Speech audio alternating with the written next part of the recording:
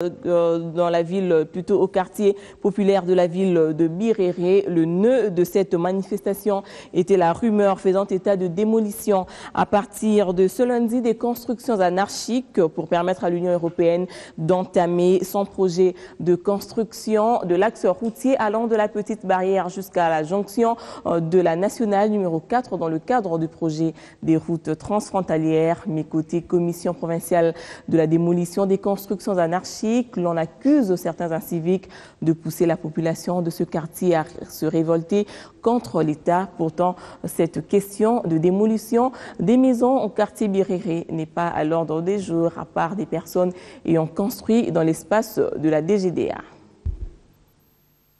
Des pneus brûlés, des projectiles jetés sur les policiers.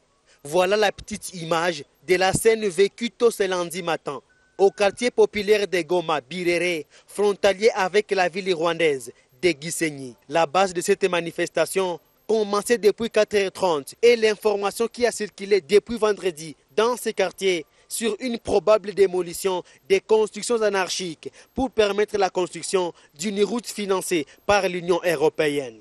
Lui nous avait dit qu'il va nous donner 48 heures pour qu'on puisse démolir que chacun puisse démolir sa maison. Ce n'est pas ça. Maintenant, les 48 heures, c'est aujourd'hui.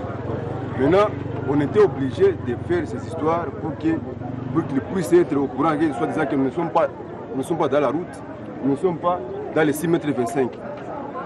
Et sa mission, c'est pour la route et 6,25 m. Ce n'est pas pour les avenirs. Nous sommes dans l'avenir quand même. Maintenant, nous voulons seulement l'indemnisation. Côté commission provinciale de la démolition des constructions anarchiques, l'on parle plutôt de l'instrumentalisation de la population par certains inciviques qui habiteraient ces quartiers. C'est au nom de ça que j'ai dit que tous ceux qui sont dans cette partie-là de 40 mètres carrés à l'intérieur de l'espace de la DGDA devraient évacuer parce que la DGDA a le droit quand même de travailler. Si les gens sont dehors avec l'argent de l'État, on les braquerait. Ce sera la responsabilité de qui?